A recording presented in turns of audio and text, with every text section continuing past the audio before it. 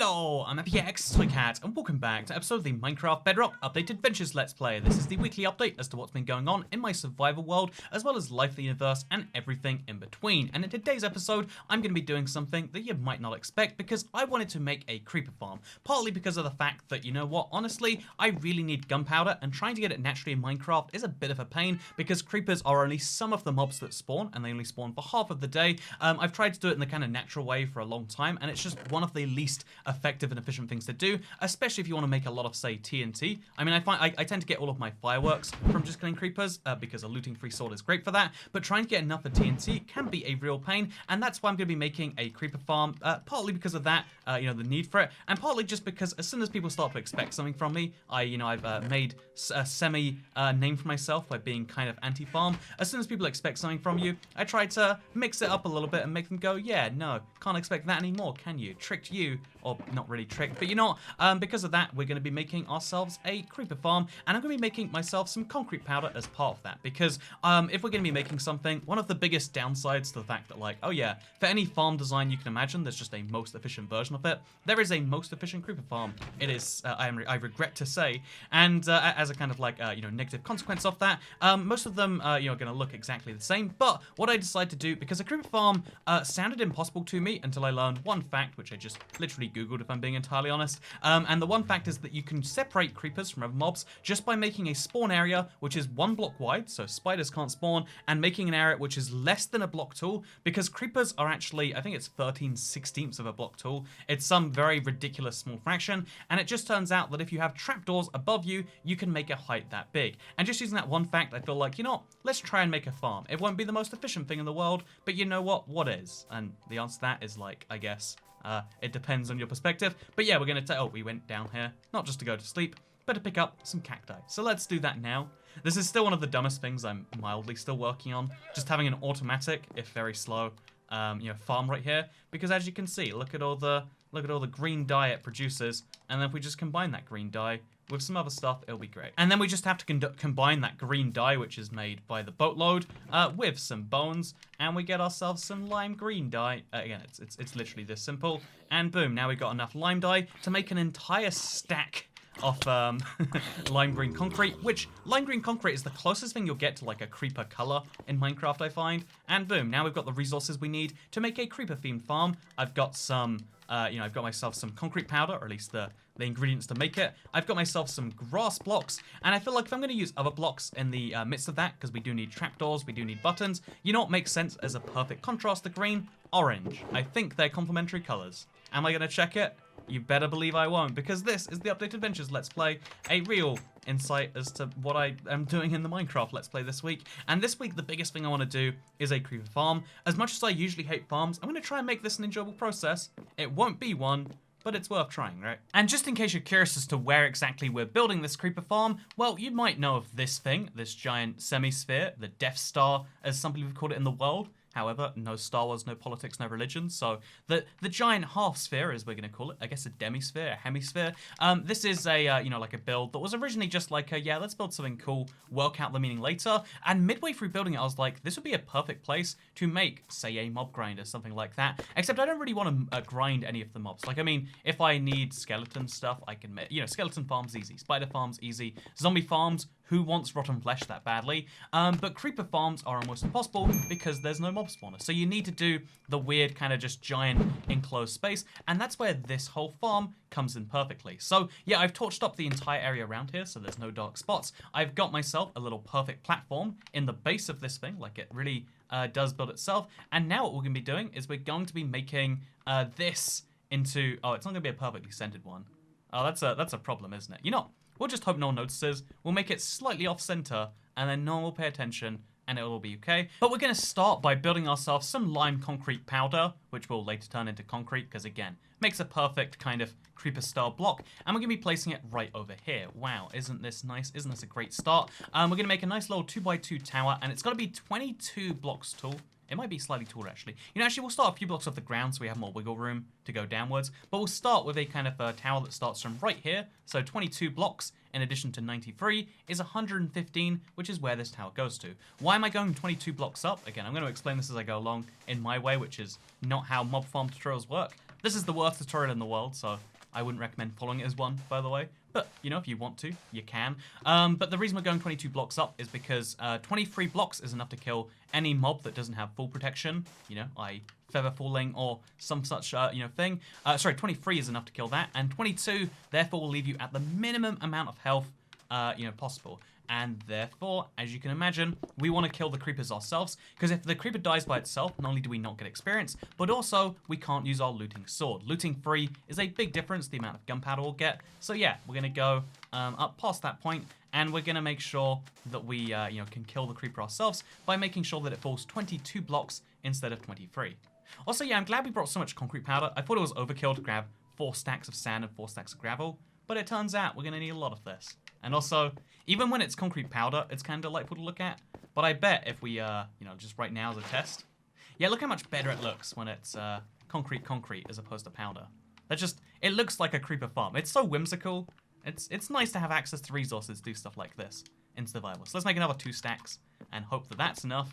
And if it's not, then we'll work it out from there. By the way, to add to the whole you really shouldn't be doing this yourself thing, I'm doing this in an extreme hill biome, which sounds kind of fun at first, but not only does it mean you have to build up way higher from the ground, in theory, again, I've lit up my ground, so that's fine, but also it'll mean that when you go high enough, your water will freeze, which means every time I have water, I need to have some form of light source or something to stop the water from freezing, which is what some people might call a problem. I would argue it makes things more fun, but you know what? There's a lot of things that make life more fun, such as committing murder and trying to get away with it. I wouldn't recommend doing most of those things. Maybe you disagree. But yeah, so while we build this creeper farm today, I'll kind of give you the key details as we go along, but it's mostly a fun survival project. I think when you're playing survival, it's very easy to get like, you know, kind of stuck down the same rabbit hole, and it's entirely fine to be doing the same stuff over and over again in Minecraft, because it is a video game that is primarily, for the purpose of entertainment. Also, it looks like we're going to stick out very slightly above the walls of this, but that's fine. We have to build a roof anyway. We might turn the semi-sphere into like an entire sphere, or I might build like a pyramid on top. Haven't decided yet. It's going to be very bizarre either way. But look, we've gone to the top here, and that's great. But yeah, the reason I'm doing this is just because, like, again, every time something gets too expected, it's important to kind of mix things up. Being, when everything is like, when everyone can predict perfectly what you're doing, it makes you question your own free will, or at least it makes me question my own free will, perhaps only wrongly so. But yeah, as a result of that, it's like, you know, it's always important to grow as a person, because the person that you are is very, you know, like, exploring the person that you are is fun and something we can spend forever doing, but also growing that person so that it's worth exploring is another important thing. And the same is true of, like, how you play Minecraft, or in my case, this survival world. Like, you've seen the progression of my attitude over a long time. Oh, I should have just done the inside. I didn't realize just now. That'd have touched way more surfaces, so let's just do that. Hope it doesn't wreck the scaffolding. I don't think it will. Yep, I'm pretty fine about that. And boom, look at that. We now have ourselves, if you look carefully, a green concrete just tower, which creepers will fall off from. Nice.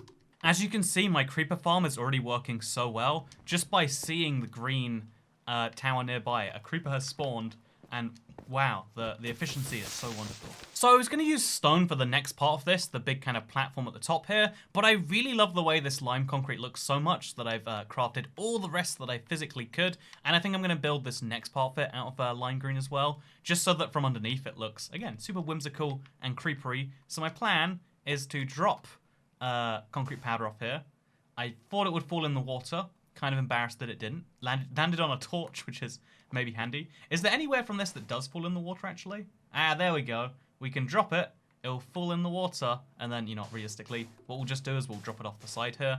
And then we'll just make a giant tower that we'll cover in water. And then we can get some concrete. Because over here, we don't have the luxury of using concrete powder first and then filling it over to make concrete. We have to start with the lime concrete itself. Some might call it a mildly tedious task to see concrete continuously fall from the sky, but I call it a necessary task. And it's really a reminder about the fact that, like, concrete is such a vivid, fun block that, in my opinion, rewards collection of resources that aren't hugely automatically obtainable. Like, it's a really, really great it's a really, really great block of choice in my opinion, because you can, you know, it's great for just creative players, but also it's wonderful for survival. Anyway, that's a whole different point, because what have I been up to in this past week, you might ask? And the answer, like, for the last, like, 6 months, we've just been answering with, like, oh yeah, it's been quarantine times. So did you know my last week was the same as the one before?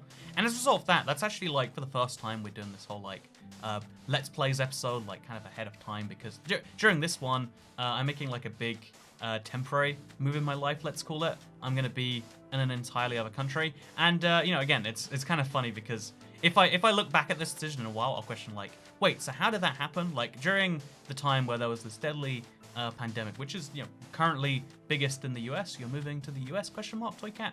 But yeah, so for the next 2 weeks, because I'm not allowed in there directly, I'm going to be in you know, Turkey. It's going to be a very interesting time. I've always wanted to see Turkey, very historic city. Do you think I could race? Wait, if I use I probably have a better pickaxe for this, but if you use an efficiency 5 like diamond pickaxe, wait, netherite pickaxe even. Do you think we could race the water down effectively? I don't think we can. I think that's a fool's errand. But yeah, so I'm times are changing for me, I guess, in like kind of a cool way. I'm excited for how things are going. But yeah, my past week has been really a big preparation for that. You know, sometimes there's something interesting about like, let's call them scary events, but like big events in your life. Sometimes you need like time to like mentally prepare to do them. And I've never understood, like, you know, as someone who's like obsessed with, to some extent, productivity, I want to do as many things as I can with the time that I have. If I'm, you know, trying to, you know, if I'm making stuff, I want to make the maximum number of videos, or, you know, the maximum quality of videos that people can enjoy, so I can maximize other people's enjoyment when they watch them, which is the whole part of what my job here as a YouTuber is, right? Or even just like, okay, I want to be, when I'm working out, I don't know the workout where it's like, oh, I'm going to burn 100 calories an hour. That's half a Snickers bar.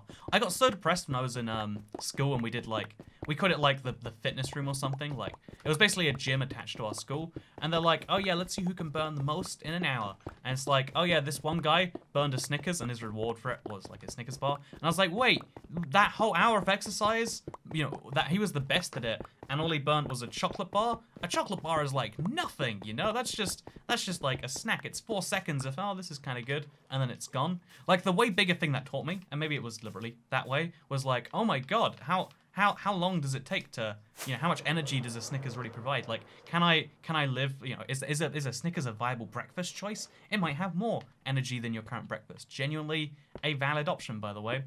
But yeah, so I found it to be very kind of wild and crazy in that way. But yeah, the thing I kind of took from that is like, there's no point suffering for an hour if you're not going to get the maximum kind of output from it. And you know, as like a person, I guess I'm very inclined towards activities where instead of it being like, oh yeah, you get some return from this, no, I want the maximum return that I can get from doing you know, a particular thing. In a way, you know, like I seem like someone who really loves efficiency, and that's actually why, you know, like, so I'm trying to be efficient in this week with my time. I'm trying to use as much, I'm trying to use my time as best I can to actually you know, get some stuff done before I leave, because as a YouTuber, even when I'm like traveling for like huge weird reasons, you know, even if it's like something that's really important to me, I just want to make sure that, like, you know, the people on the YouTubes are looked after. I feel like we have some kind of relationship right here, and as a result, it's been like, okay, so I need to be efficient with making videos. And yeah, to some extent, like, doing something like this is very inefficient. I had to like mentally be like, okay, what am I doing beforehand? I need to lock it down. And then I just figured, you know, let's just roll into this, because one of the ultimate lessons that you won't ever learn, you know, like, as someone who really likes efficiency, the whole point is like, yeah, do as much as you can within a certain time. Work out in the most intense ways. I like intensive workouts, not non-intensive ones. I like, if I'm going on like a diet, I don't want to do the diet where it's like, I'll eat slightly less, and then over a year I'll lose a few pounds or kilograms or whatever. It's like, no, I'm on the maximum that is healthy, you know, the maximum amount of weight that is healthy to lose at a given point in time. I am starving myself down to like, you know, 900 calories a day, or 1200, or whatever the number is based on my exercise amount. But like, I want to do that, you know, like it's kind of like min-maxing, you know. I feel like a lot of people have this same reaction based on the fact that there is a entire genre of people who like to min-max things. I need to go get some more concrete now. But yeah, that love for efficiency is what really, you know, turned me onto Minecraft farms. The first time I realized that, like, you know, a sugarcane farm was like, oh yeah, you plant a piece of sugarcane, then that piece of sugarcane helps you find other pieces of sugarcane, and then those pieces of sugarcane allow you to make this, like, giant thing. I fell in love with the concept, and that's why, you know, like, you might question, like, so why is it Toy Cat that you're kind of against farms. And my only reason I'm ever against it is one of two things. Like, the first one is obviously the whole choice thing. Like, I hate that people are like, you need to do this. Anytime people tell me to do something, we've kind of discussed this before, it's, you know, like, that makes me not want to do the thing. You know, like, that, and especially, you know, given that it's Minecraft. But the other thing is that one of the important lessons I'm trying to instill in myself is that efficiency doesn't have to be entirely about the way you know, like, it doesn't have to entirely be about things regarding the world. It doesn't have to be entirely about external things. Efficiency, as far as having fun, is important. Like, if you spend all day doing something, even if it's super efficient, but you're drained at the end, you're messed up, you know, you have to take days off just to feel okay or whatever. That's not okay. And you know, just in the hypothetical, like, me having fun playing Minecraft is, you know, it's something that seems like it can escape by the wayside, and sometimes it has to for the sake of the video. But I don't like it to. I like having fun, and especially given that these Let's Plays are all about my survival world, the fun, you know, the things that I'm doing just while chilling in survival. It's not meant to be about the best way to play. It's not even like a particularly good way, some people might argue. It's the way I play. This is the update adventures, the adventures through the updates that I'm having. And as a result of that, I feel like one of the things I'm trying to just balance for more is like, okay, let's do, instead of being the most efficient in terms of just pure resources, what's the most efficient in terms of fun? I have a gold farm that I technically, look, we just got some gold, but I have a gold farm that is technically, you know, it was efficient at one point. Now it's not very efficient. Now it's better if I want to get gold to just go mining. I've done the, you know, the testing. Obviously, it takes 4 hours to mine like 1,000 gold. I think we found out when we mined in a mesa biome, which is really good. That's a lot of gold. And it's like, well, do I need more than 1,000 gold? Probably not for a while. Would it take longer to make a better gold farm? And honestly, even the gold farm that I made takes that long, and that's like an efficiency thing. Like, okay, so which is more, and you know, like, you can argue either way, but the more important thing than either of those arguments is, so which is more fun? Which am I going to have more fun doing? And yeah, so that's one of the things. I mean, kind of programming myself to do better, to focus on the fun element of things. And Minecraft, again, some players are not into it. Some people, their fun comes from pure efficiency. But yeah, I think it's really important to have a level of that in your life, a level where you're caring not just about the pure output, you know, about let's make up some hypotheticals. The amount of homework you get done. Look, I'm relatable to people in schools. I never did homework, so I can't actually. But like the amount of you know, like, work you get done on anything. Like, oh yeah, I really want to start reading. Don't just measure it purely by that. Measure it by like, how good do you feel afterwards? Because, you know, like, as humans, we can only do so much work, air quotes. We can only do, you know, willpower is a limited resource. That's why, you know, video games, you know, like, magicians have, like, willpower as their thing instead of, like, HP or whatever else. But it's like, yeah, they have a limited amount of that they can use, and they choose to use it on, you know, their magic. But once they run out, it's like, yeah, you're drained. And it always seems dumb when you see a video game character, like, run out of stamina, because you're like, no, just keep running. I want you to keep running, because you haven't run out of your willpower. You're playing the game, you're excited. But it's meant to, you know, point out the fact that, like, yeah, you can only force your body to do what it doesn't want to do for so long in a row, and you've got to maximize that as best you can. How you choose to do so is something else. And so yeah, even if you do something slightly slower, let's say half the speed, if by doing so you enjoy your day and you feel, you know, like, good about it, you don't feel like you need to recover afterwards, that is a serious improvement. Also, you know, I'm slightly short on lime green concrete, so guess what? We're gonna go get some more. While I'm here grabbing the resources for the concrete, something I'm gonna do is get myself some stone stairs for the next part of the process. You can use anything, I think, but there's a really cool waterlogging thing with stairs that I really like, and one design I saw used them, and I was like, yeah, that's pretty cool. And so, you know, I'm gonna use it and pretend that was totally my idea. But it wasn't. I just wanted to let you know stone stairs are useful, and if you're making stone stairs, always use a stone cutter. It's a more efficient way to do it. Unless you hate the stone cutter, unless you don't want to have one of these around with you all the time, unless you don't mind losing some stone, because if you don't mind losing stone, even though it's the less efficient thing to do to craft them, you can totally do that. And that is how we should treat each other in Minecraft. It's not how people sometimes do it, but it's how it should be done. There is just something really nice about climbing sky high above the world, seeing it from the top, isn't there? I think there's something pure and simple about this that won't necessarily factor into efficiency, because you know what? Playing video games There's always, you know, I know this because back in the RuneScape days, it was something that was drilled into you very early on, that like, there is a best way to play this game. You know, RuneScape was like a solved game almost. Every single skill in that game, there was like 28 of them at the time I played, or 22 maybe, but there was a one of those numbers, 22 or 28, there's no difference. But there was like, every single skill had a most efficient way that you could farm that, and everything else was just seen as like lesser. Like, sometimes it was just because it was too expensive, sometimes it was just, you know, like objectively worse to do. And so, you know, I used to play like this mini game within the game, which gave you some tools which made it like, it was like the third or fourth most efficient way to fletch. But I enjoyed playing this game as a way to break up, just clicking on my fletching knife, clicking on some wood, clicking on my fletching knife, clicking on my wood, and I did that all the way to 99, by the way. You know, now that I think about it, I spent like way too long achieving that particular feat. But you know, you can achieve more when you enjoy something than when you hate something. You know, I think I mentioned it in a sense today, this you know, like a week ago, that like, yeah, doing something you know, that is, you know, paying well or whatever is really good. But one of the things that's like, you know, the reason people say do a job you love is, I don't think it's because a job that you love, like you wish you were working on it more, is the perfect thing for you, because, you know, again, that will run out.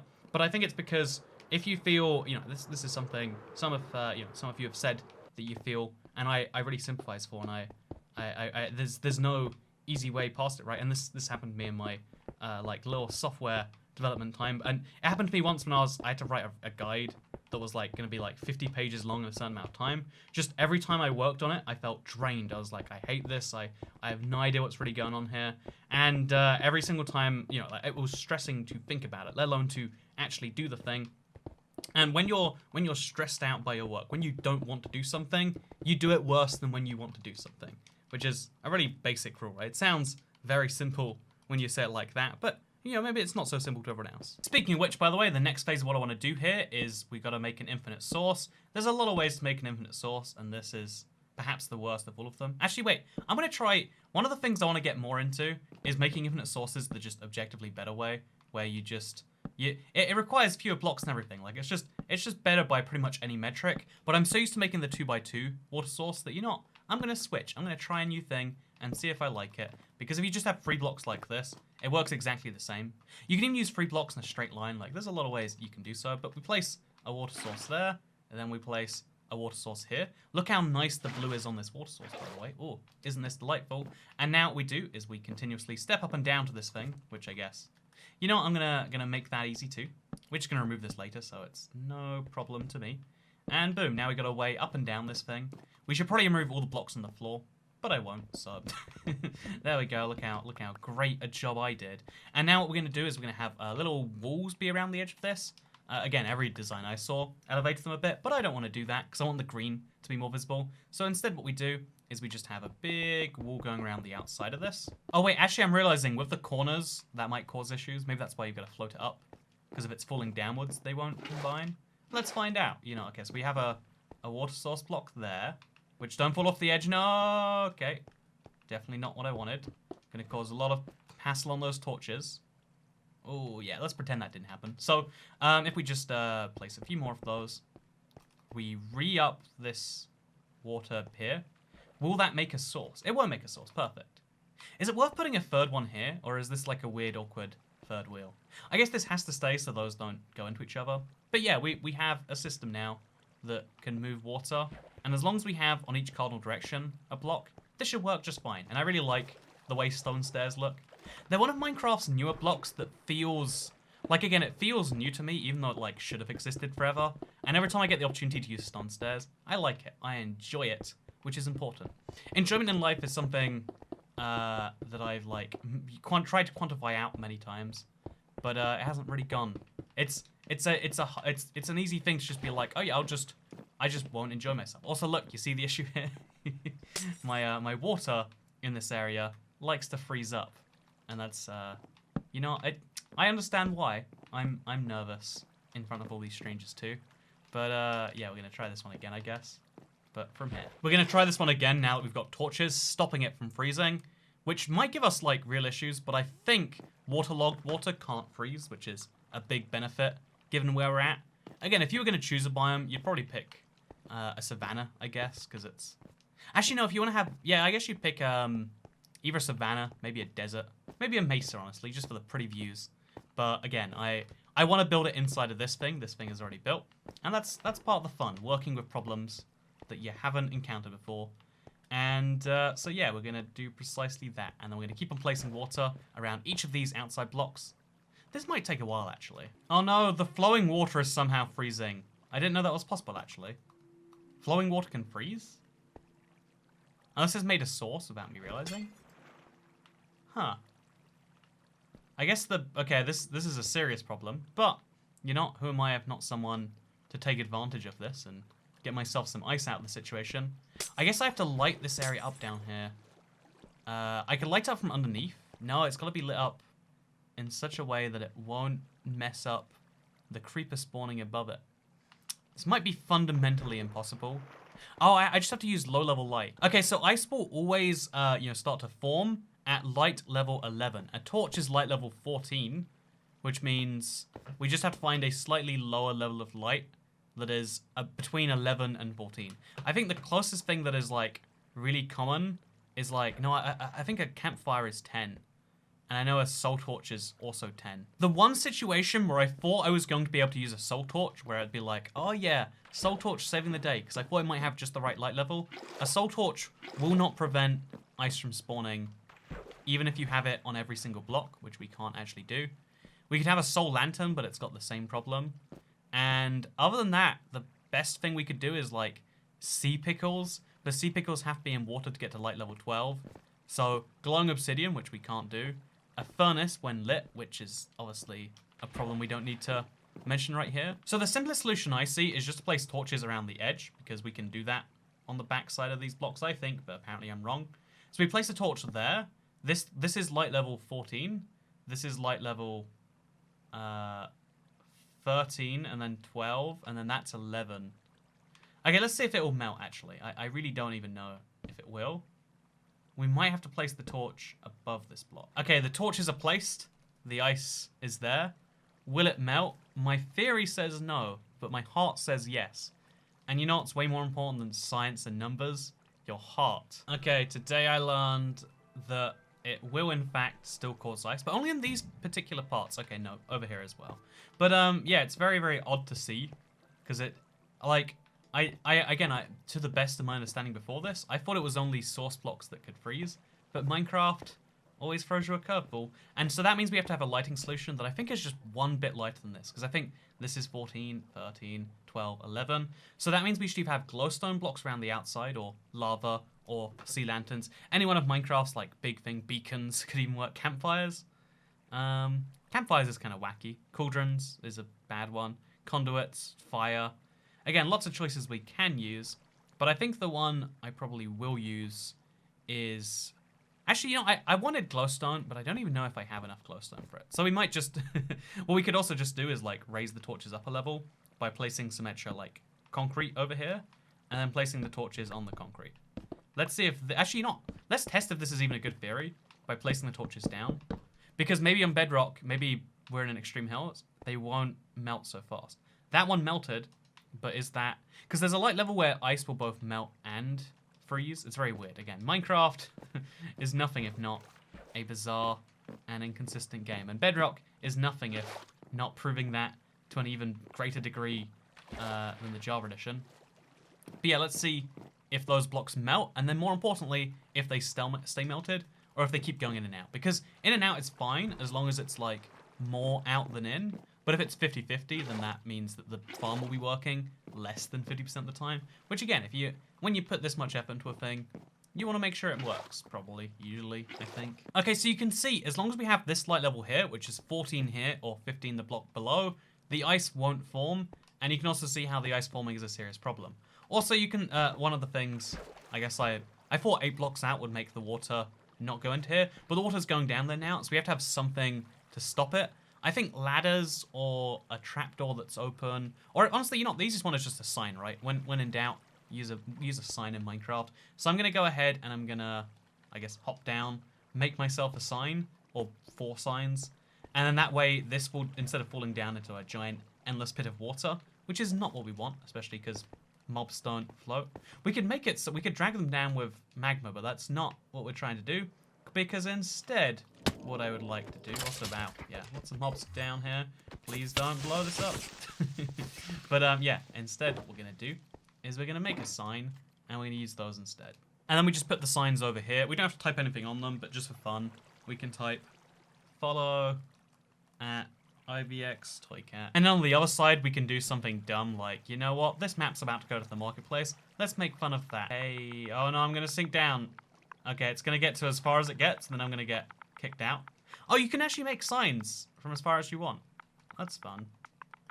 For this. Okay, might die because of that sign placement. Isn't that crazy that as long as you start a sign in the right place, you can finish it wherever you want? And on this sign, a nice little lol. And so yeah, now even though... So again, right now it kind of flows past it, but that's fine. If you lead them into this, what happens is they fall, and then, okay. It's not quite as smooth as I would like, actually. I think I want that to be a smoother process. I could perhaps place signs on top of these signs, and then that way the water stops flowing deliberately. That might be a fun idea. We'll work it out once we've done all of the outside, because that's kind of important. Okay, I don't know how it happened, but all of the water has turned into sources, and now all of those sources are able to freeze, which creates more sources, and I don't know what happened here, but it's scary, and this is why you just don't do stuff when there's ice involved, I guess. Seriously, it managed to water source over the entire thing. This is probably why people raise the block up one. It's not a dumb idea, after all. So now what we have to do is go around destroying this block, replacing it with concrete every single time, and hoping that the water doesn't pay too much hassle on everything else. Also, fun fact, you probably did know this, but just in case you didn't, did you know when you destroy a waterlogged block, the water remains when you destroy it? Like, it makes sense, but it's very bizarre to look at the quarter of a block of water become a full block of water all of a sudden. Maybe it's only bizarre to me. Okay. The time has finally come to dip into the 1,000 sponges that I collected for that one video, which seem relatively useless, some might say, but here it is, coming in useful anyway. But the time has come to dip into that little bit of a supply cabinet and to use it to fix the giant problem that I've made myself. Because don't let me fool you, this is just a giant mess in the making right now, but the goal is by the end of the day, it won't be a mess. Okay, or maybe it will be. Okay, there we go, perfect. Just gotta sponge repeatedly as fast as we can. Okay, nice. And now, oh, all of the waterlogged blocks on the side are probably gonna be removed too, right? Yeah, you can sponge away waterlogged blocks. Water, apparently. Useful to know. Okay, so I'm going to experiment now with trying with the stone stairs on top of stone stairs, so we can argue it was a design decision, because that might prevent the freeze, if we're really lucky, or at the very least prevent it from becoming water sources. So that's the most important thing to test for. I really hope that it does work that way, but I guess we'll find out when and if it messes up entirely, or hopefully when and if it doesn't. Okay, it looks fine so far. It's a bit ugly on the side, but there's no giant issue I can locate just yet. Now we just clean up the mess everywhere else, and we see if magically that can somehow remain. I imagine the answer is it can't, but I want to believe that it won't freeze over, even though I don't think that's how that works. But you know, I like learning new things. I like being proven wrong. I think that's a useful ability to have, to learn new things and to be proven wrong gracefully. It's useful. That's how we go better as people. If you stay too attached to your ideas, too attached to how they work, you might not grow. And that's why, you know, the cool thing about Minecraft is it's changing so often that claiming to know everything about how it works is a claim that will only ever get you, will only ever make you wrong. It'll only ever make you look stupid because being able to keep up with everything is such a hard task. It's something I really value. People who do follow me, who are just like, hey, Cat, this little thing changed here. Glad to let you know. People who are good at communicating that sort of stuff, being like, oh yeah, there was a change. Here's what it is, and here's how important it is something, again, being able to communicate things and help people change their mind without being like, you're a dumb. It's a really valuable skill to have, partly because, I mean, it's not fun to be you know, acting like knowledge is this thing that like, you know, like is a part of your identity is a bad idea. But it's also interesting because like, have you ever heard someone change their mind by being like, wow, that person who really called me an idiot and said that everything that I believe in is real dumb. When they said that, I was like, oh, well, they must be smart if they're the one, you know, if they're telling me that I'm wrong, they must have everything figured out, right? And it's like, well, no one actually thinks that way because it's not how human psychology works. Maybe it would be nice if it was, but I'm not sure that anywhere that can be said to be the way that it is. But yeah, I think having 2 layers of stairs is actually a really great idea. I think this seems to work much better, and I'm seeing no freeze issues just yet. So now we do the same waiting game. Seriously, it's so weird that we keep having creepers spawn around this lime green farm. My theory that is 100%, 1000% not true, is that creepers are just attracted to lime green concrete because it looks the most like them. So when you build with it, more creepers spawn. Wouldn't that be crazy if something like that was true? I'd love for Minecraft to have like really micro dumb effects that are hard to read into, just to reward creative build stuff. Again, never will be done, never has been done, but it's nice to imagine, right? For me, for some people, it's probably horrifying. Oh lord, a creeper just no. Okay, see that's the risk in creepers. They blow stuff up sometimes, and because of the way creeper drops work on bedrock, you don't get all your concrete back. And that'll teach you to have creepers be near somewhere. Honestly, I never understand where they're spawning in here, but it's an interesting look at how Minecraft mob spawning works and how it's kind of counterintuitive. This place looks like it should be torched all the way up, but there are some areas that are just a little too low, and it's because these kind of alcoves are very poorly lit. Lighting mountains is such a pain. Trust me, I know, I've been doing it for a while, and so now you know. I sometimes wonder if it's like better to leave in your mistakes in something like this. Like, is that more honest, or is it more useful to remove them? Because I've always thought, like, again, when you're seeing someone build something, you see like the most ideal version, but you see the most perfect version, which is really useful if the service you're trying to provide is like, I want you to build this, and I want you to see the video in as fast a time as possible. But given that the whole point of this Let's Play is like, here's a insight as to how we play survival, is that something that would be useful here? Let me know in the comments actually. Do you like these how I actually build a farm videos? Or do they make you just cringe when you're like, no, Toy Cat, I know the mistake's coming. And I'm like, you know what? For visual reasons, I'm going to build right into this mistake. I'm going to learn why you don't do it. Because for some reason, again, I should know why, but I don't know why. When you do it this way, no source blocks form, which means no ice forms, which means my life just got like 1 trillion times easier. Like, it's kind of fun that like, oh yeah, I make one tiny mistake without realizing why I make the mistake, and then it leads to 1 trillion other issues. But it's also a fun part of it, so I'd love to hear your thoughts, feelings, and you know what? Tell me about your opinions on the Iraq War. You know, that's a joke. Please don't. People really enjoyed that joke when I did it in a store Saturday. I was just like, oh, it's like the go-to thing where like, oh yeah, everyone has a strong opinion on it that's not really particularly well informed, but we are really darn angry about what's going down. That's for sure. And you know, it's fine to be angry about things. Anger's nice too. Anger's the reason that you. Oh look, I'm making stone stairs out of stone. Look at this, by the way. Oh, you like how inefficient that was? Do you enjoy that, internet? Do you wish I was using a stone cutter instead? So it's a perfect example of like, yeah, right now I've got enough stone that I have to worry. I do a lot of mining streams, so I end up with a lot of stone. And so, yeah, being able to spend it in a nice way is great. I used to have, you know, maybe this is a similar kind of thing. Because, the attitude of, like, trying to help each other out, or, you know, like, in reality, for a lot of people, when they want to take control of other people, they don't see it that way. They see it as, like, oh, yeah, it's like a nurturing, mothering, not even mothering, like, it's like looking after someone who needs the help. That's something all humans have in them to sometimes lesser or sometimes greater extents. And it's a really valuable trait that we do have. It leads us to look after people who need to be looked after. You know, like if we were entirely self-obsessed all the time, you know, when someone needs our help, we'd be like, oh, can't believe they want my help. I'm just not going to. Also, we made a big mistake there. Hope that doesn't bite us. Damn it. Okay, we made 2 big mistakes there. That's fine, though. You know, like, we need people like that. But some people can, like, take that to an extreme, right? Some people can take the idea of looking after someone or looking out for someone.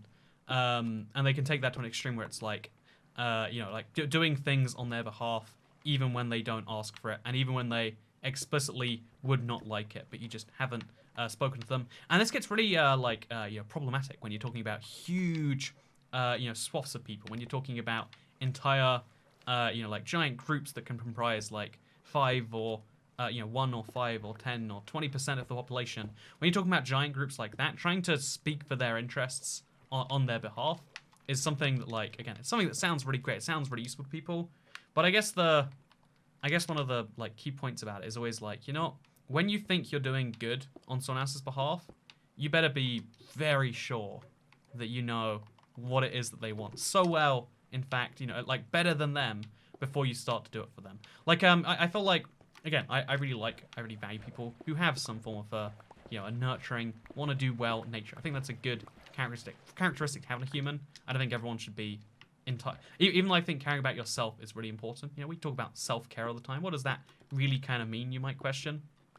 But I think, damn it, fixing things is really hard. Let me just tell you that now.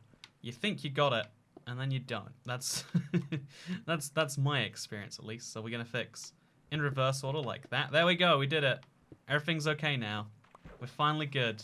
We finally have fixed that little problem. I've always felt like the biggest tragedies of history, and the biggest tragedy you can write, is when someone really wants to help someone, but they hurt them. There's the Lenny, the squeezes, wants to hug something so bad that he kills it. There's, if you think about the entire history of, the Soviet Union, started as a workers' revolt, somehow turned, somehow didn't switch around the class structure, just had a different form of oppression at the top that, in some ways, you could argue is worse. The war against hunger in communist China led to millions of people starving to death. If you can believe it, that is genuinely a thing as a result of agricultural reform. It's like, man, when you want to do good but you do bad, that's almost, again, like, at least bad people, you can look at it and be like, yeah, well, bad things be bad. But trying to do good and being misguided, trying to do good and not knowing how to do good, that is like a billion times of a larger tragedy. And that's why the best way to help is to be like, to ask, to be like, hey, what does a person directly need from me? Very few times will someone say, the thing I could need right now is like, oh, I really wish someone would like argue on my behest on internet forums or in the comment section on YouTube videos, or like, oh, I really wish someone would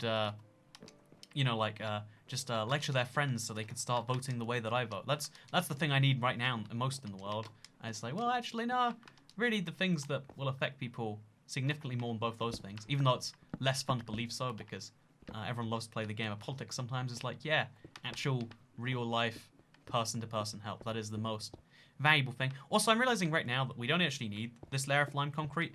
I was going to put torches around it, but it might not be necessary. We could do it for fun, maybe. You're not doing things for fun. That's the best reason to do anything. And also, we'll do it to cover up the stone stairs on the inside, because we couldn't make concrete stairs. I wish we could. I know why we can't, because it's just too many blocks. But yeah, now we can have a little bit of concrete go around the edge.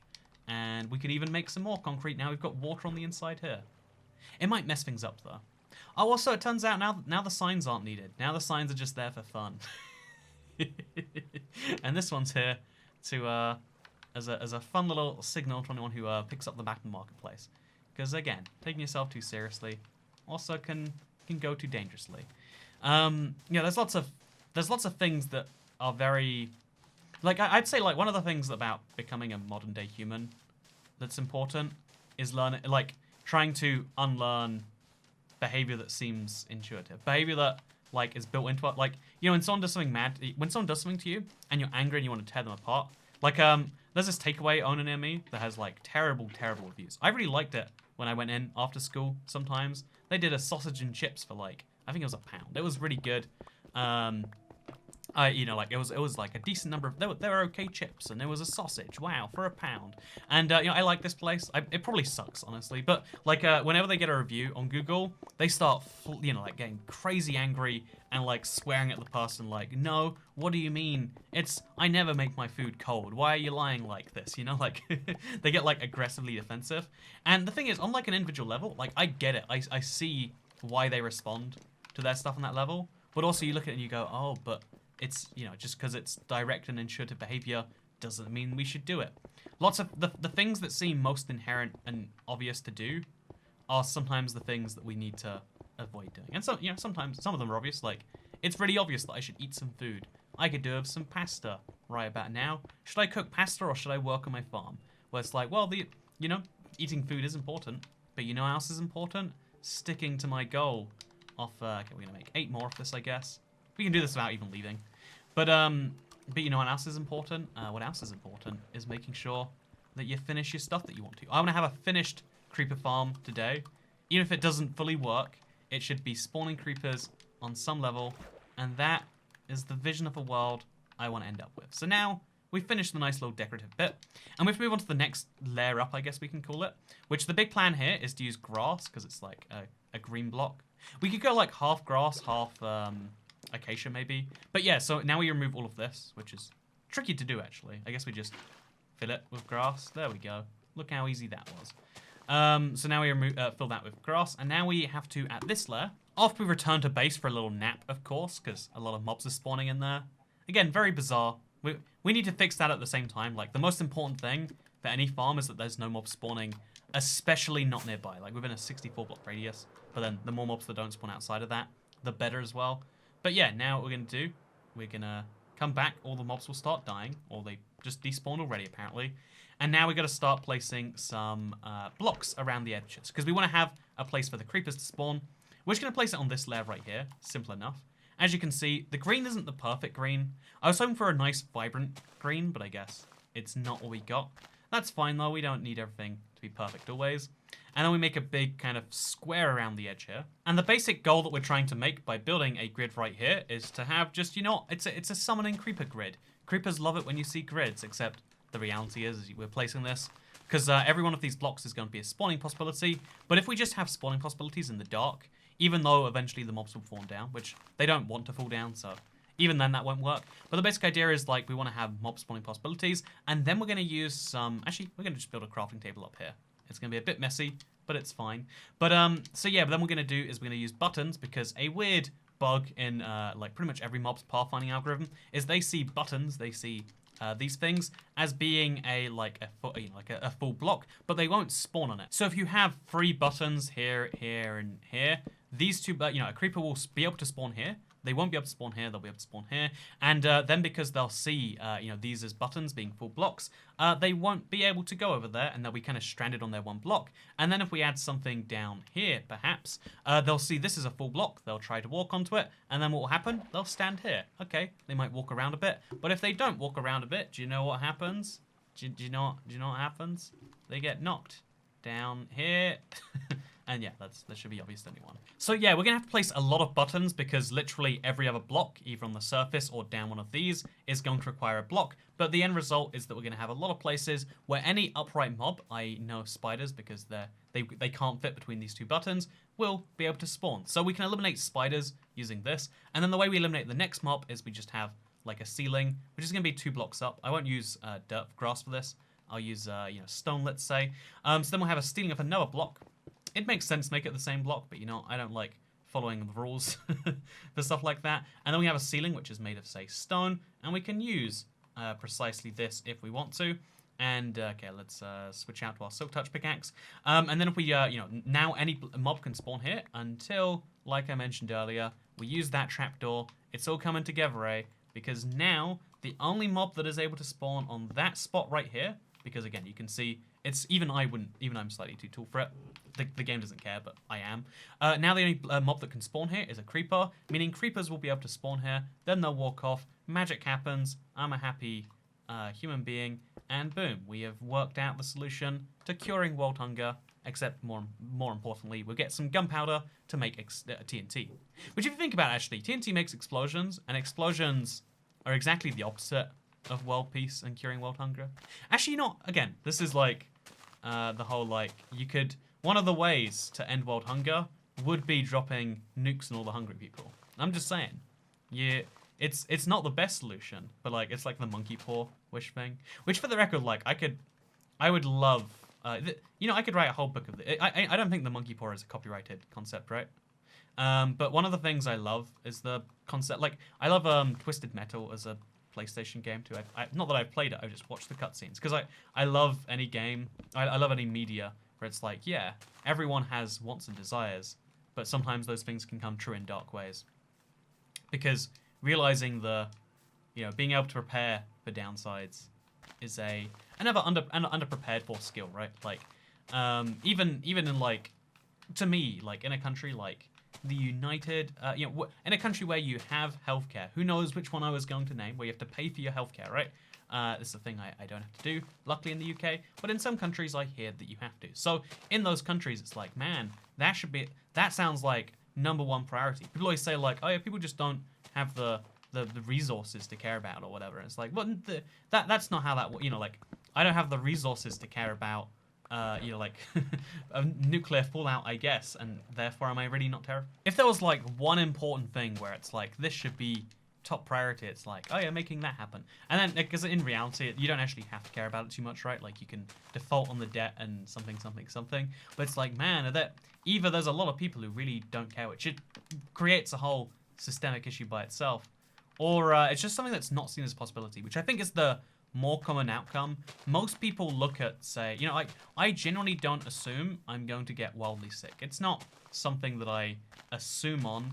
Again, like when I'm going to a certain country, I'm covered like for healthcare in terms of every illness besides COVID, right? Which is the most likely one. So arguably it's the one that I really should be, and you just can't get travel insurance for that right now, in case you're curious as to why I don't. So basically, I have to take that risk upon myself, which is kind of scary. But like, if you think about it, the way more terrifying risk, because I'm only scared of it on a financial level. Like, I guess I would like to not get it, because then you can make the world better by not spreading it. But the biggest concern for me is like, I would like to not get this big disease thing I've been hearing about, this big virus that I hear is making the rounds these days. Obviously that's scary on a personal level, but realistically, like, I'm terrified about the financial aspect, about like, oh, go into a country where I have to, like, shell out of pocket for that.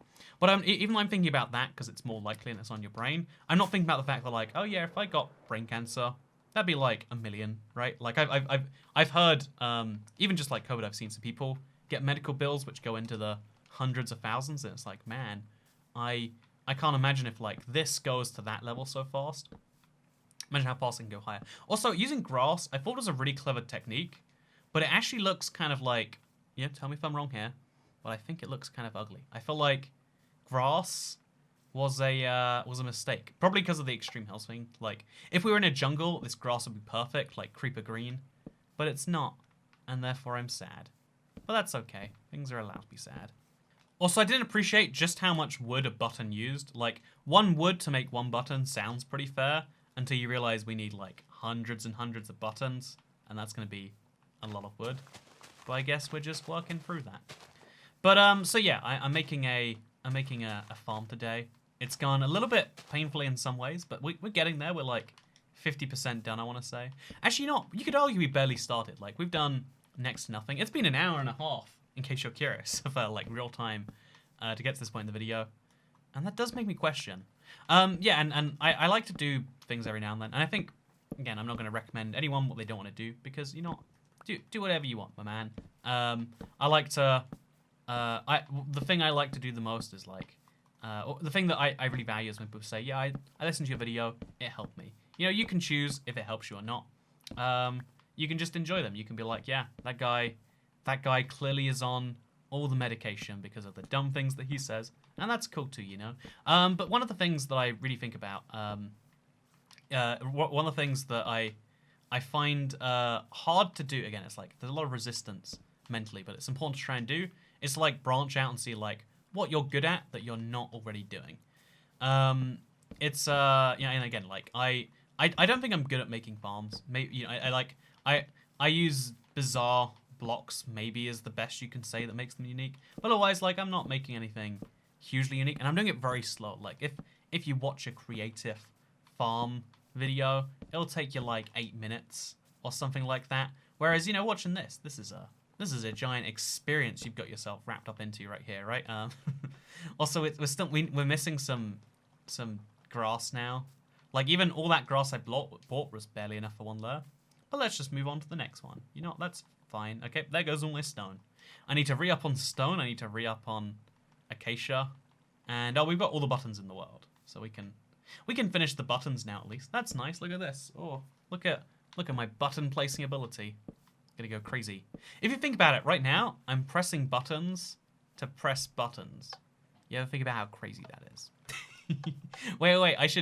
I want to now make a redstone contraption that just presses a button in a very roundabout way. Like, it uses a dispenser to press a button. And then I could use my controller to press a button, to press a button, to press a button. This is the smartest thing I've ever come up with. And by that, I mean the dumbest. Because smart things and dumb things, they've got everything in common and nothing the same. So I just used some dirt here, and I'm hoping the grass can still grow, even though there's buttons on top of it. But I don't know if that's true. You know, just in case, we'll remove these 3 buttons right here. Just in case. And yeah, now we're going to work on the next layer. It should be pretty obvious what we're doing here. At this stage, I imagine. We just repeat the exact same thing. Oh, it's harder to use the little technique where you build off the side. But we're going to be using the exact same thing that we did before. And we're going to be doing it's going to look exactly the same, but this time made out of stone. I wonder if we should make the top layer out of something else altogether. You know what, we'll consider that when we get there. And now with that done, we can start placing the trapdoors underneath here. Again, every single valid spawn spot that we want to have creepers spawn in, we place one of these trapdoors. Trapdoors, which by the way are incredibly expensive. Like, it always makes me sad when I look at the recipe and I'm like, okay, so we take some acacia wood, we craft it into doors. Okay, yep, that seems fair to me. And you get an absurdly low-looking number of trapdoors. But still, now we place these down there, and all of a sudden we're making progress. It's good. I like it. Did we just miss a block here? I guess we did.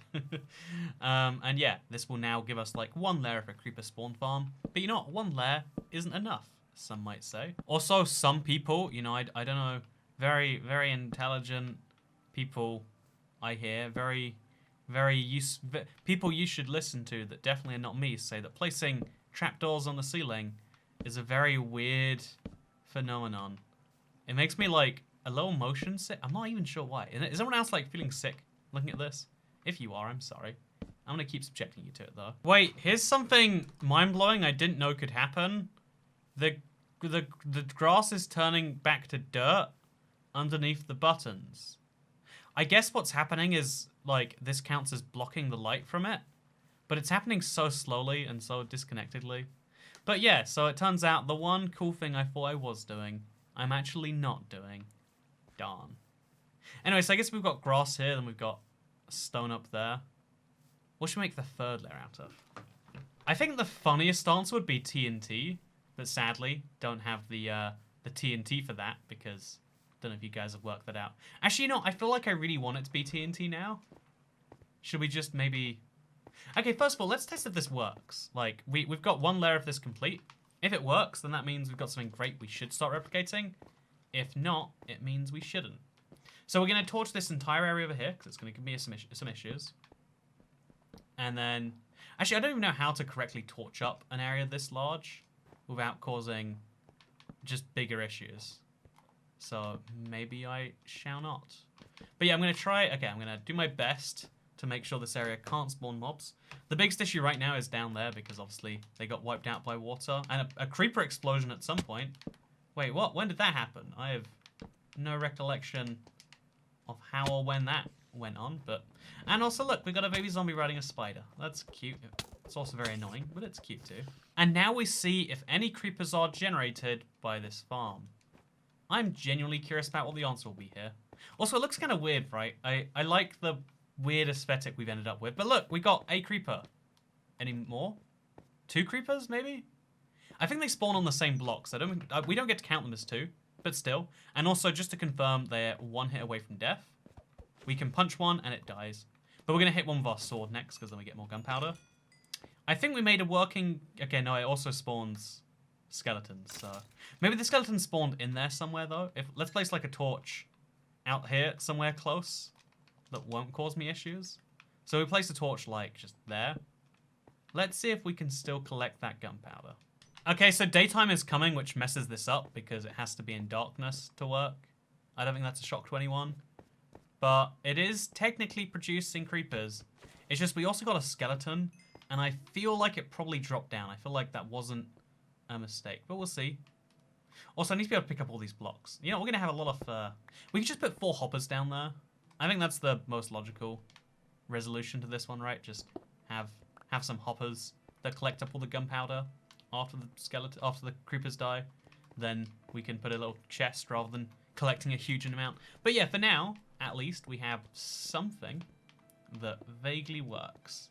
And that is impressive. I mean, again, vaguely works is the key word right now.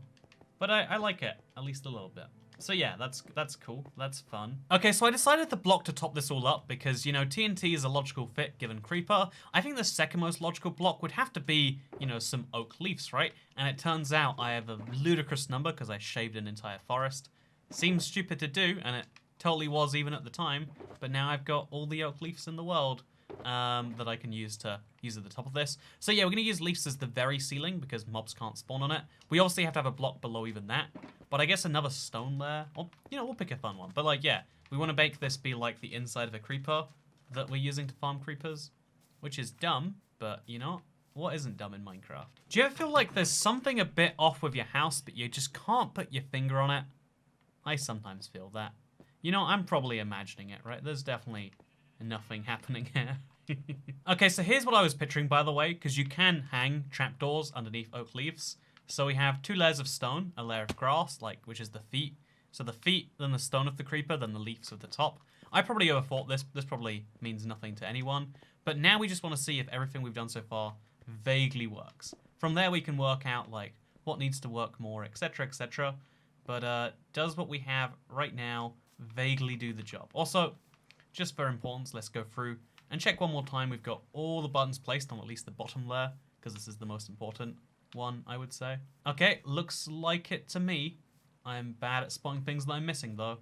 Now we just go place a few more torches around the outside, because I guarantee there's some spots that aren't lit up. And then we check on the creeper grinder. Yeah, right there. A witch spawned in front of me, which is kind of wild when you think about it, but we won't. Will that creeper explode looking at me over here? Oh, wait, no, okay. Pro tip, I should put some glass there or something, some fence posts. I'm not even sure, just something to stop that from happening. Anyway, so we've got 2 creepers. Let's see if we get any more creepers. Let's see how fast they are. And then most importantly, I guess, let's check that nothing else is spawning and landing in there. Or at least that it's a very small percentage, because I'll take like 5 or 10%. It's just if it's not majority creepers, that's a problem. So I'm semi-nervous, and I'm gonna have to wait a little bit to know for sure. I mean, it's not looking good right now, right? But you get to see this fast-forwarded, and we'll see what happens over the next few minutes. So about that majority creepers thing, as you can see, a zombie died of its own accord. We got like 2 zombie... Oh! What? How is there a music disc? Did a creeper kill... Oh, I guess, yeah, the skeleton was trying to kill me and got the creeper. So we accidentally made a music disc farm. That is unexpected. And yeah, we got basically no creepers. So somewhere along the line, we messed up and it allowed other mobs to spawn. Also, apparently, zombies are still spawning. I don't know where they're still spawning. Like, we're right here all the time. But just be extra sure. More torches everywhere. We're going to go for the very erratic... place torches every time there's a big gap strategy. And we're going to try a little bit better before the night's over. Okay, I can see a creeper spawned here as I was here. What went so wrong with the rest of this then? The trapdoors are all in place. I should probably remove that and get a little bit more spawn space, I guess. But besides this, I really am not seeing it. Oh, I can't get the crafting table. Life is sad. Oh, they're spawning around the outside. Oh, and then they're... Wait, can they walk over this? They can. So they just spawn out here. And then they either fall off and die or get me. But the problem is if we light this outside area up, it will stop mobs spawning there. Because mobs spawn below light level 7. I'm pretty sure it's 7. So we need the torch to be at least 7 blocks away. Which is actually where soul torches might come in mildly handy. I want to give them a use. And this might actually... Yeah, this might actually be the time for the soul torches to shine. As awful and useless as they are, maybe we found the one place where we can use them. Although actually, if this is 14, 13, 12. 11 would be on top of it. Then 10 would be this layer. Then that'd be 9, that'd be 8. You know, yeah, a torch would block a few of these from spawning. Unless I placed it on the edge. Okay, my idea is to place torches on the edge, but only in odd numbered blocks that line up with that. And that way, not only will we light up the underneath, which will make it look prettier, but also we won't stop things from spawning, I hope. Okay, so now we've got something. The only question is what? The only question is, will mobs still spawn despite my reservations? They shouldn't. Again, I don't see any reason why, besides like up there, they would. So we have a creeper farm. Hey, it took 2.5, let's be real, hours. Some of that was, I guess, AFK time. But it took about 2.5 hours. Now we have a way to grind a little bit of gunpowder. But realistically, if we want to like get a lot of it, enough to actually do real big projects with, I think we're going to need to stack this up more than one time. Like, again, one layer is fine, but I want to go all the way up to oak leaf layer, which is what I'm going to be doing right now. So obviously we still need to measure this at the end, and that is going to be a key factor in if we can actually use this for any amount of time besides just one little session. And obviously we could set up an auto killer. I haven't even mentioned that, by the way. I guess I have to mention it, or someone's going to mention it on my behest. But on Bedrock, there's like this, one of the cool exclusives, I guess, is you can tridents, if you like leave them in between some pistons and then you keep moving it, they never despawn. They might just never despawn in general. Again, I haven't played around with it enough, but it's something that like every like Bedrock redstone design uses it. But I've never really liked it as a solution. It always felt a bit slimy. I don't know, cheesy to me, I guess, let's call it. And so yeah, we're gonna manually kill them, which I guess is great because it means we get the kill or something. But yeah, it's just something I have to mention right now for anything else. And also I've mentioned that, yeah, this was a big project. It obviously, there's something, again, even though I like doing my fun, just like, let's build something I was inspired to build this week kind of videos. And you better believe whatever we do next week will probably be that too. Whenever I do a farm, even though like some of the process I'm like, oh, there's just so much going on here, I always admit that like, yeah, there actually is something, sometimes there's something fun about it. And especially if you need the resources later, it can be kind of great. And that's why it's always worth trying something like this every now and then. Like if you, again, if there's a part of Minecraft you haven't played around with for years, why not give it another go? You know, like a lot of people are like, yeah, I haven't gone mining since the first time I made my world, and why would I? There's a lot of things like that, but like, again, this is a huge, broad game. If you like it, if you enjoy playing it, why not try and play around with different parts that you haven't yet? It's a good and valid question, or at least to me, it seems like one. Also, in case you're curious, leaves are a transparent block, so mobs won't spawn on top of it, which means it will let light through, which is actually maybe a downside. But it lets light through. We could put half slabs on top maybe to block the light. No, even half slabs won't block the light. We could put like top slabs and, you know, we'll work something out. But yeah, basically, I really enjoy trying. I think trying new things is important because there is we're often taught the idea that like, oh yeah, we are good at certain things and bad at others, and the first thing you discover to be good at, that's your talent, or that's the thing you're the best at. But the truth is like there are many talents many people have that they never discover. One of the greatest human tragedies that I think about every now and then, it like kind of hurts, but also makes me promise for the future where this isn't true. You know how I mentioned before, like there's this like birth lottery where like 90% roll off the dice. You're born somewhere where it's really hard to do things that we consider just like standard. So it means that sadly, there is like an 80-ish% chance that you, like the world's next Einstein, the smartest person who could make a breakthrough, never learns to read or write because they're not, you know, they have to work on their parents' farm just to survive. They have to, you know, make huge trips to the well every single day just to not be dead. You know, because even though it's like a big like, yeah, we've talked about it all the time, like, oh yeah, like going to the well every day sure is so hard. But you know, like for real, right? Like that's a drain on time. If you don't have time, you don't have the ability to educate. If you don't have the ability to educate, you have the ability to develop skills. And it means that a lot of people who would be super smart at thing never realize it. But we do have, you know, and even though that's a big example, in the Western world, we obviously have like our own versions of that. We obviously have situations where people would, you know, people who could be incredibly great at a thing just never try it out. And you know, on a more minor version, it's like, oh yeah, your preferences. Like you might really like. Also, can Can you get snowy leaves? You know, we'll find out. Oh, by the way, Bedrock exclusive's about to come up right here. Hope you're looking forward to it. Do you want to see something cool? Did you know that on Bedrock, when it snows, leaves that are green go white? Only in a snowy tundra biome, apparently. Also, I don't know why I covered the entire thing. I probably should have left the holes in, like I did over here. You know what? I like covering the whole thing. That's a decision I'm sticking with. Because why not? And apparently it can have snow on it. Can mobs spawn on snow, though? They probably can't. It's probably transparent. But does it block light? I've got so many questions that I will never have answered. And that's okay. But no, yeah, there's the best thing you probably are, like, the thing you're probably best at, you might not have discovered. Because when you're really good at something you enjoy, that's obvious. When you enjoy something you're good at, you're like, well, this is my one thing. But a lot of people can have multiple talents. Some people can be pretty good at a lot of things that you'll never discover. And something that was really telling to me, I learned recently that it was one of the most famous tennis players ever. Wrote in their biography that they hate tennis. They're like, they've never liked it. It's just always been a thing they're good at. And they almost felt cursed by being good at tennis. And it's that reminder that, like, oh yeah, it might be worth knowing some things that you're good at. Even if you hate doing them, knowing you're good at a thing is a very useful skill to have. Given the fundamental, given the nature of how humanity works and how we assign tasks as a species and whatnot. Knowing what you can do well and knowing what you can't do well is very useful. It's like, I don't know, I don't think I'm particularly good at leadership, but it's something I hated the idea of so much, I never tried it.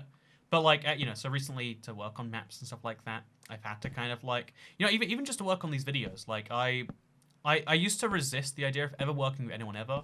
Like, I hate when you're waiting for someone else to do something they should have already done. It's just the worst feeling in the world. Like, I always hated group projects in school. Honestly, I was like always the lazy guy in the group project. Often I'd be like, okay, what do we need from me? Oh, I'll do the presentation. Perfect. But like, I was really, I hated working with people because like when you want to work, they don't want to work. When you don't want to work, they want, like, it syncing up your, you know, like, I feel like, especially if you're like not perfectly typical in every way, you're not going to have perfectly synchronized needs with everyone around you, which is a problem sometimes. But yeah, so I feel like I never liked, you know, leadership stuff or whatever. But like to do what I do now on here at YouTube, like there are editors involved. There's like, you know, like I've got the assistant who helps with like, you know, certain things, like deals with all the Seed Sunday requests because I hate responding to emails and like there's a lot of dumb things where it's like, oh yeah, someone else can do those things better than you. And being able to work with those people is important. And it's also a very important for like, yeah, I would have never tried to do any form of like, again, air quotes, leadership thing. Because I didn't think I was good at leading people. I hate ever doing it. I hate working with people, even if I'm leading or following or whatever. But it's something I realized like, okay, at least I can do to a functional level. And that counts for something, you know? But yeah, I think trying new things is something that is super alien. It's hard to do. It feels unnatural at times, and it feels pointless at others. But it is the sort of thing, you know, like my favorite example, I'm big into trying new foods. I know there are certain categories that are like off limits, is like, I'm almost certain not to like them.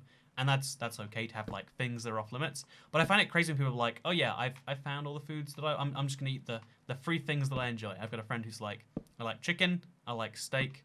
I can put up with insert these things that go with them, and it's like, man, how do you it's kind of crazy that you're not even open to trying to find the new things out there, because again, you statistically haven't found your favorite food in the same way that, like, you know, especially if you're in the first third of your dating life, which means I guess anywhere up to like 30 or 40, statistically unlikely that you found the perfect match yet, even if we assume that you're not growing as a person, which is a bad assumption. But yeah, you probably haven't yet. You haven't found your favorite thing to do in Minecraft yet. To put that in a more wholesome, fun way. And isn't that kind of cool? Isn't it cool that we're always going to discover new ways to do the things that we enjoy? Maybe that's terrifying to you. You're going to have to tell me, because I'm speaking to myself at this point. I guess I'm always speaking to myself. That's the very nature of what I do on the internet. But the point of this whole thing is just to say that I am IBX Toy Cat. I hope you've all enjoyed this video. I'm going to measure the results of this, and I'll have to get back to you. And if we work on it again next week, you'll know why. But yeah, I hope you'll enjoy this video, because I'll see you all next time. It's not working at all today, which is mildly concerning. You know what, it'll probably work. It's just going to take its time. That's just what this is. Okay, goodbye.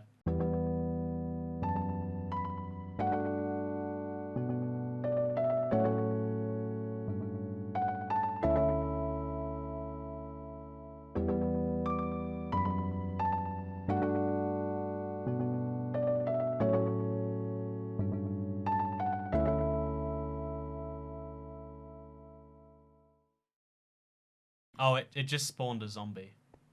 Okay, then. Definitely needs some tweaks. Okay, goodbye.